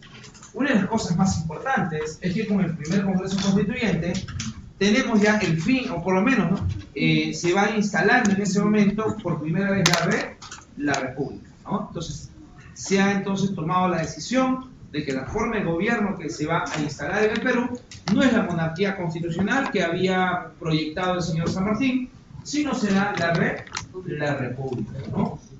Este primer Congreso Constituyente está compuesto principalmente, ya a nivel, podemos decirle, de las carreras, ¿no?, profesionales de ese momento, eclesiástico. Ser eclesiástico era una carrera profesional en aquel momento, ser abogado o ser médico, ¿no? Los dos grupos, la mayor cantidad de representantes van a ser o eclesiásticos o abogados. En un tercer lugar, médicos. Profe, otros grupos, claro, también habrán comerciantes por ahí también, pero como te decía, a nivel de profesionales, ¿no? Esto ha venido, mi pregunta es la misión, ¿no? ¿Qué más? ¿Qué objetivos persigue el primer Congreso Constituyente? Primer objetivo, terminar con lo que ha iniciado San Martín. ¿La lucha contra quién? Contra el bando realista. ¿Dónde está el bando realista? ¿Dónde está el fuerte del bando realista? Está en el Cusco, pero principalmente en todo el sur andino, ¿no? Entonces hay que atacarlos en el sur andino. San Martín había planeado una campaña para terminar con el sector realista. Y él es el que ha planeado algo que se llama así, la campaña de puertos intermedios. ¿Qué es esto de la campaña de puertos intermedios? Llevar a cabo desembarcos por Ica, por Hilo, de ahí enviar expediciones y al mismo tiempo enviar expediciones por la Sierra Central y por la zona de, podemos decir, de Ayacucho, Apurí. El objetivo es derrotar al bando realista en el sur peruano, ¿no? Atacarlos por varios frentes. Bueno, así se ha organizado entonces la primera campaña de puertos intermedios, ¿no? Entonces, el primer objetivo es derrotar a los realistas. El segundo objetivo, ¿ya?, y uno de los más importantes, es elaborar la base de las normas legales de la República del Perú. ¿Y cuál será esa base? Esa base de las normas legales, la Constitución, ¿no? Elaborar la primera constitución política del Perú. Bueno, se establece entonces en ese momento el Congreso, presidente Francisco Javier Luna Pizarro, pero también tenemos la participación del señor José Faustino Sánchez Carrión como secretario de ese Congreso. La primera campaña de puertos intermedios tiene que ser dirigida principalmente por la Junta Ejecutiva. ¿Qué quiere decir Junta Ejecutiva? En ese momento no hay un presidente, claro. Lo que tenemos es más bien una junta, 3 personas que deban de hacer cumplir lo que establece el Parlamento. Entonces, en ese momento, el mayor poder, ¿dónde está? ¿En el Ejecutivo o en el Legislativo? Legislativo. Es el Parlamento el que debe dirigir de ahora en adelante lo que se va a hacer en el Perú. Entonces, la Junta de Gobierno, dirigida por la MAR, lleva a cabo la primera campaña de puertos intermedios. ¿Cómo le fue, profe? Fueron derrotados. Son derrotados. Ante esa derrota, un señor que se llama así, Santa Cruz, reclama el liderazgo. Santa Cruz. ¿Y qué es lo que hace Santa Cruz? Va a dirigir el llamado motín de Balconcillo. Entonces, es Santa Cruz el que está detrás del motín de Balconcillo. Pero Santa Cruz necesita un respaldo político, alguien que desde Lima haga valer sus beneficios. Y ese será el señor José de la Riva Agüero, instalándolo como el primer presidente del Perú. ¿Ya? El primer presidente, así a nivel general del Perú, será este señor José de la Riva Agüero. Entonces, ya con Rivagüero como presidente, Santa Cruz dirigiendo la segunda campaña de puertos intermedios, solicitan el apoyo de Bolívar. ¿Ya? Solicitan el apoyo de Bolívar. Y Bolívar va a enviar a un señor que se llama José Antonio de Sucre. Sucre dice que llega hasta el sur peruano. Y cuando ya está listo para aquí apoyar al ejército, recibe un llamado y regresa nuevamente a la Gran Colombia. Al final los deja solos. Porque ¿cómo terminó? Nuevamente son derrotados, ¿no? Entonces, derrota tras derrota, ¿no? Entonces, luego de ello, profe, el Congreso toma la decisión de sacar de la presidencia a Rivagüero y establecer como nuevo presidente al señor José de Torre Tagle. Pero Torre Tagle tiene un problema, que cuando él está asumiendo, entre comillas, la presidencia, los realistas están ingresando a Lima. La Serna no solamente los ha derrotado, sino que ahora está ingresando a Lima. Profe, pero me imagino que en Lima la gente se está pertrechando, agarrando sus armas para defender lo que ha sido la proclama de la independencia. No, lo aplauden. Viva la Serna, lo máximo, era ahora que ingrese. ¿No? Lo único que le queda a Torre Tagle y los del Congreso es tratar de formar un fortín, ¿no? Ahí entre ellos, tratar de protegerse. Encima de eso, Ribagüero dice, a mí nadie me saque la presidencia. Y Ribagüero se reclama como presidente y se instala en Trujillo. O sea, ni siquiera tienes más allá de 2 años como república y ya tienes 2 presidentes al mismo tiempo. Y uno sin funciones por el ingreso de los realistas a Lima. Pero algo bueno ha salido. ¿Y cuál es la buena noticia? Ha nacido tu primera constitución política. Perú tiene por primera vez una constitución política. Es la constitución del año de 1823. Pero hay un problema. Tienes constitución, pero no tienes dónde eso se va a obedecer, dónde se va a normar. ¿Por qué? Porque no controla totalmente Lima ahora. Entonces, ante tales problemas, el Congreso dice, bueno, necesitamos el apoyo de alguien del norte, Bolívar, y va a enviar al señor José Faustino Sánchez Carrión. Algunos van a decir, él aquí, ¿no? Prácticamente el personaje más cercano a las ideas de Bolívar. Lo envía en la misión Sánchez Olmedo. Y esta misión Sánchez Olmedo es la que va a invitar a Bolívar a ingresar al Perú. Ahora, Bolívar va a decir, está bien, a ver, ingreso al Perú, pero me van a hacer lo mismo que San Martín. Y yo no soy San Martín, ¿no? Yo he liberado la zona ya del norte de Sudamérica.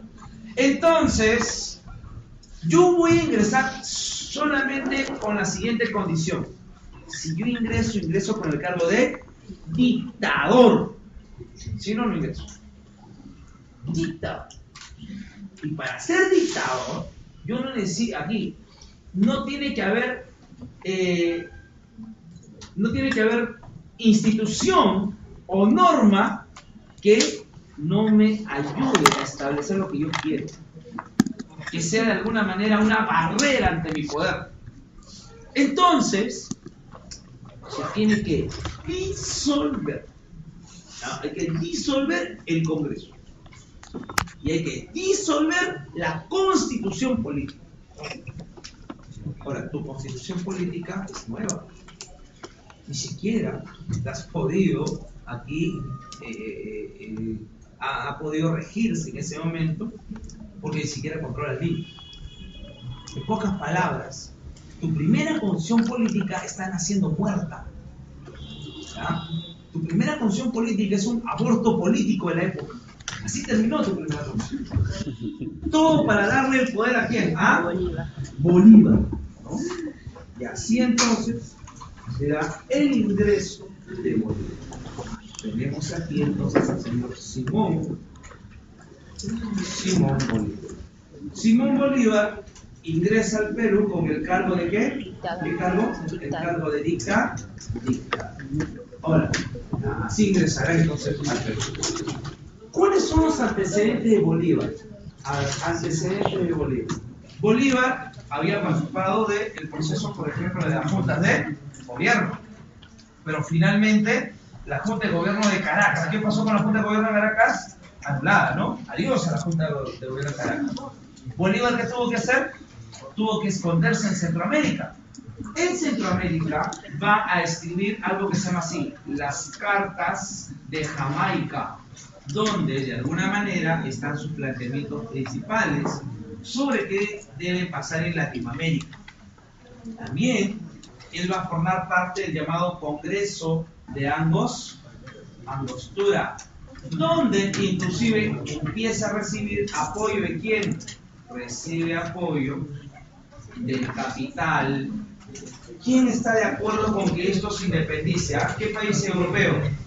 ¿El capital inglés? Profe, lo que pasa es que Inglaterra está financiando, Inglaterra está apoyando, porque Inglaterra quiere que todos sean libres. así como lo ha logrado Inglaterra. ¿Sí? En algún momento, por ejemplo, ¿recuerdas eso que se llama Santa Alianza? ¿Qué era la Santa Alianza? ¿Era un bloque militar, sí o no? Europeo. Ya, en algún momento la Santa Alianza quiso hacer esto. Quiso invadir Latinoamérica. ¿Por qué quiso invadir Latinoamérica? Porque estos eran gobiernos de corte liberal. ¿Se habían separado de quién? De España. Entonces había que eliminarlos. Y cuando ellos estaban a punto de lanzarse sobre Latinoamérica, en ese momento salió Inglaterra y dijo, ¿sabes qué? Con ellos no te metes. Te metes con ellos, te metes conmigo. Ellos no los tocas. Yo soy lo máximo, Inglaterra. ¿No? Así sí vale, ¿ah? Es un país que respeta todas las libertades. No, lo que pasa es que Inglaterra en plena revolución industrial necesita nuevos mercados. Y tú serás tus nuevos mercados. Eso lo está defendiendo en ese momento, ¿no? Ahora, entre San Martín y Bolívar, quien tiene más acercamiento al apoyo inglés es Bolívar, ¿no? Directamente es Bolívar. Aquí se va a dar inclusive una expedición que se llama Los Cayos, ¿no? A partir de la cual se inician nuevamente las luchas en la zona de Venezuela, Colombia, Panamá. Bolívar ha logrado, por ejemplo, la independencia de Venezuela. ¿En qué batalla? En la batalla de Carabobo. Ha logrado la independencia de Colombia en la batalla de Boyacá. Va a lograr la independencia de Ecuador. Si recuerdas, esta es la batalla en la cual por única vez se van a unir las dos corrientes libertadoras. Y esta es donde en la batalla de Pichincha. Ahora, en ese momento no existe por separado Ecuador, Venezuela, Colombia. Inclusive, ni siquiera Colombia, ¿ya? Podemos decir, es lo que el día de hoy es Colombia. En ese momento todavía avanza hasta parte de Centroamérica, hasta lo que es Panamá. Todo eso se llama la Gran Colombia. Por eso es que si es revisado, sus banderas se parecen, ¿no? Ecuador, ¿no? Colombia, Venezuela. Su uniforme de fútbol, por ejemplo, de Ecuador y Colombia, son iguales, ¿no? Entonces, eso se ha logrado. ¿Qué más? ¿Qué más? En el caso de Bolívar, organiza entonces su campaña hacia el Perú. En la campaña del Perú tiene un primer obstáculo.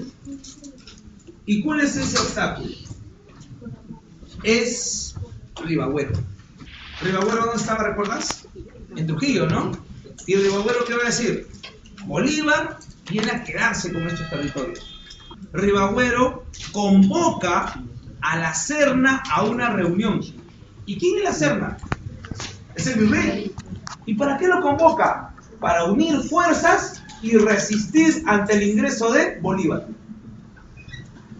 Ribagüero, tu primer presidente está tratando de establecer una alianza con la Serna. Pregunta, ¿eso es traición?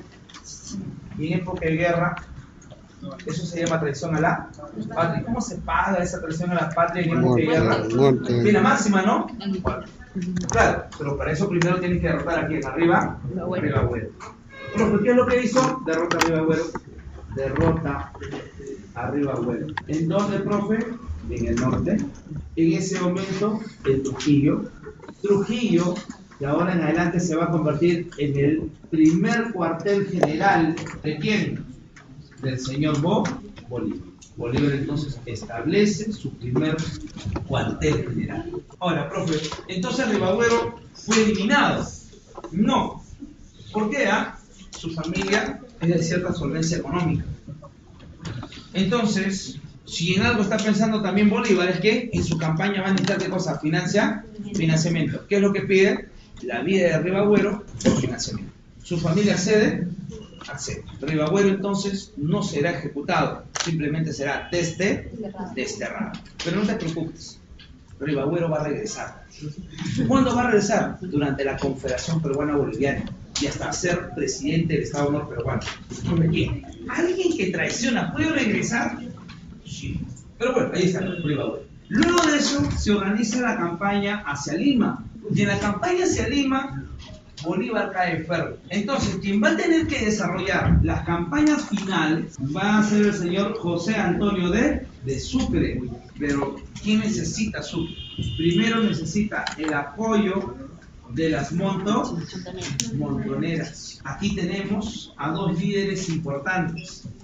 Un señor que se llama así, Quispe Ninavilca, tu héroe. Quispe Ninavilca será un héroe del proceso de la independencia. Otro señor que se llama así, Marcelino Carreño, un ayacuchano que se llama Navalahuachaca. Pero no se pasa, el nombre no pinta, profe. Pero sí.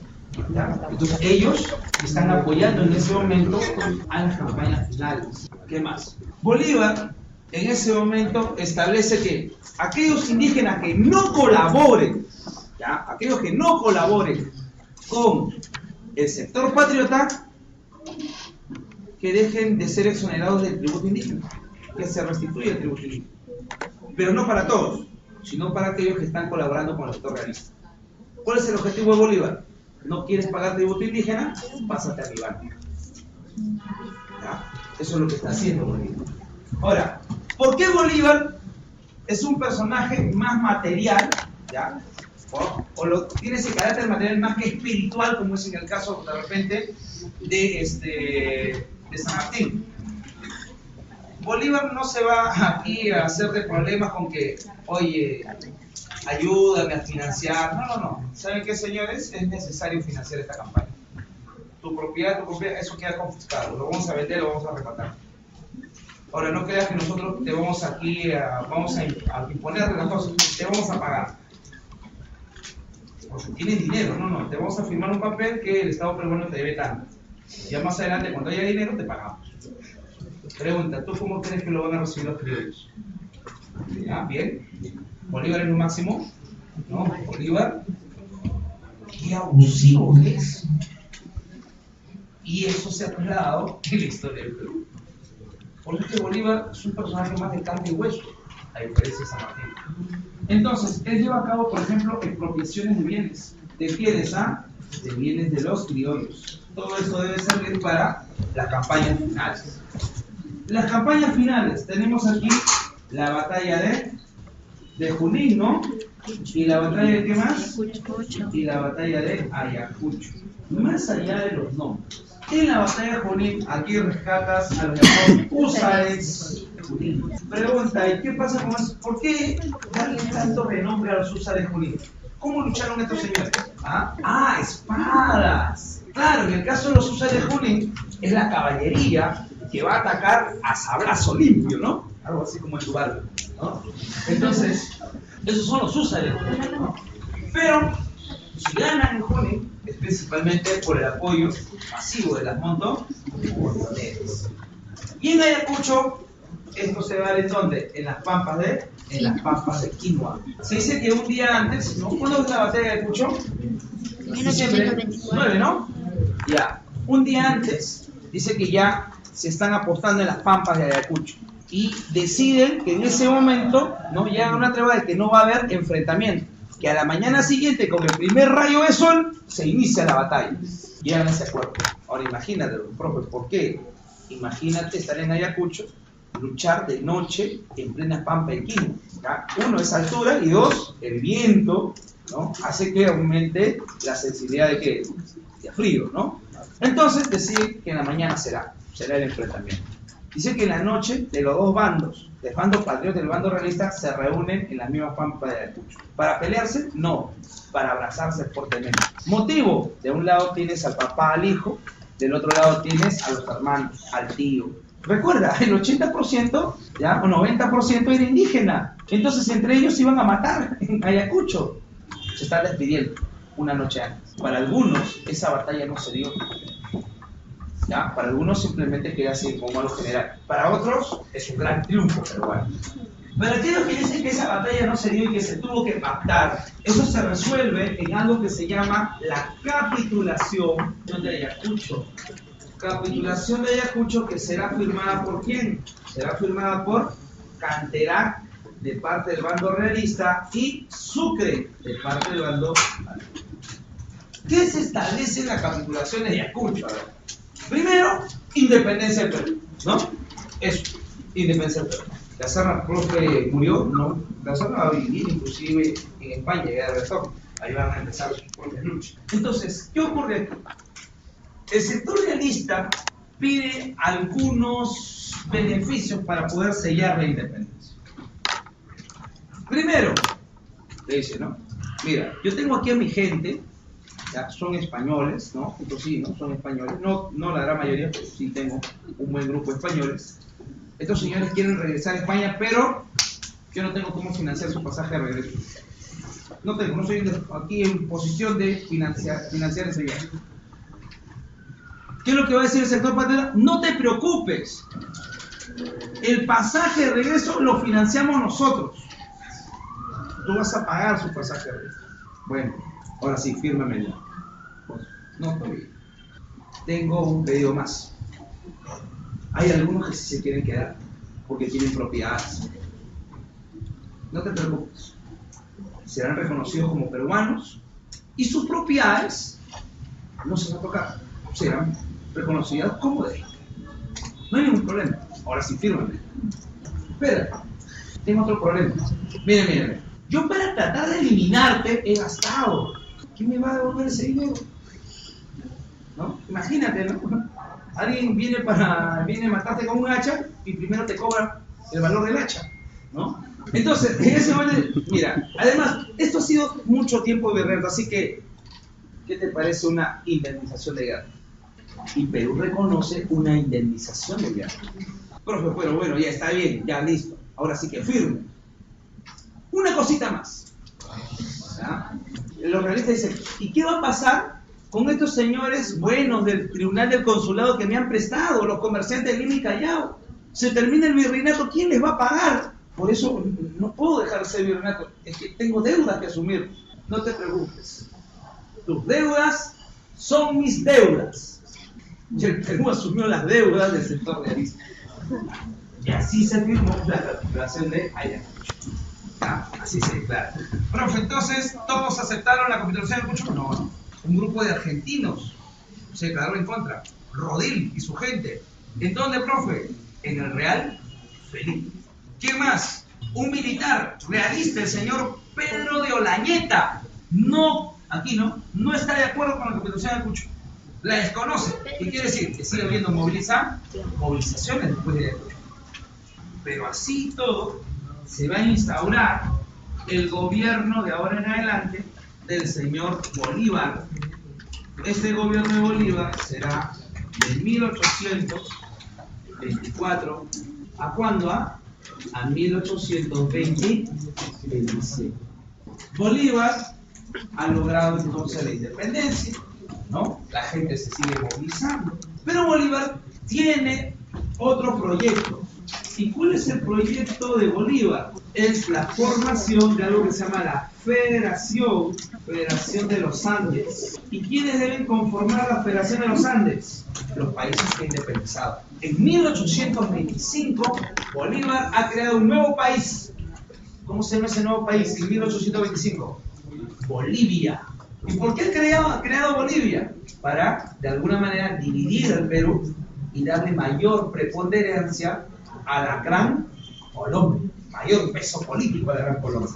Entonces, la Federación de los Andes debe ser compuesta por ¿quiénes? Por los países que albergan la Gran Colombia. ¿Cuáles serán los países de la Gran Colombia? ¿Quiénes? Venezuela, Ecuador, Colombia, ¿y qué más? Y Panamá, ¿no? Tendrá que también sumarse a eso el Perú. ¿Y quién más se tiene que sumar? Bolivia. Esa es la Federación de los Andes. Aparte de eso, tiene otro proyecto. ¿Y cuál es el otro proyecto? Que a la Federación de los Andes hay que sumarle dos territorios que no independizados, pero que es necesario también se unan. ¿Quiénes? Chile y Argentina. Para formar algo mucho más grande, la Confederación de los Andes. Entonces, el objetivo es eso, que se forme la Confederación de los Andes. Motivo, para Bolívar, la formación de esta Confederación de los Andes, ya su proyecto, dice que va, de alguna manera, va a prever el peligro que significa para estos países que se están liberando, ya dice, ¿no? Este proyecto es ante el peligro que representan ¿quiénes? Ante el peligro de la Santa Alianza. Que los países de la Santa Alianza invadan Latinoamérica. Es mejor que se unan todos. Un solo ejército y a ver cómo le toca a cada uno. Pero también es contra ¿qué? Contra lo que contra el discurso norteamericano de la llamada la doctrina Monroe. ¿Y qué dice la doctrina Monroe en el caso de Estados Unidos? América para los americanos. Si alguien se va a quedar con todo este comercio en América, no puede ser un europeo, mejor que sea un vecino, Norteamérica.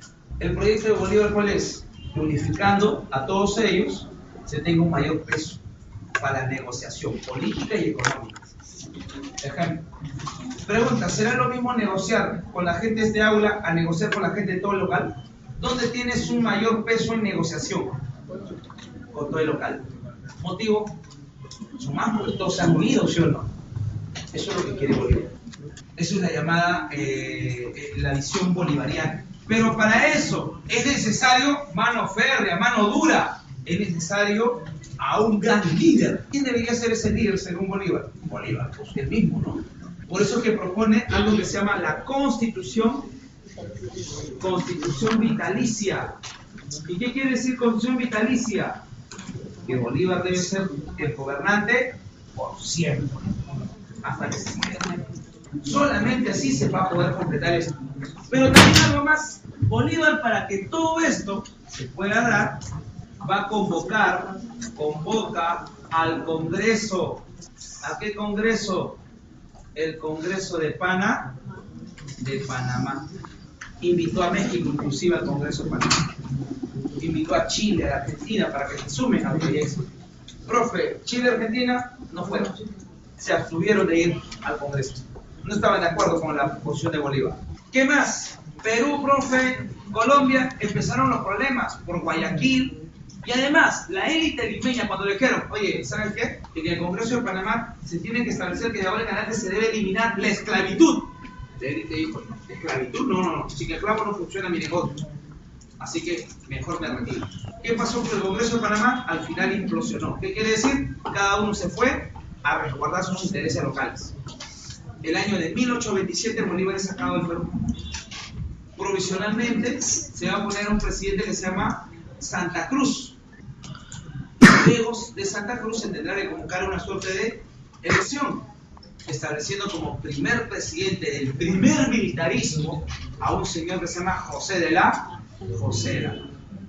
Ahora, ¿qué hizo José de la Mano en el primer militarismo? Lo vemos en una próxima. Ahí terminamos.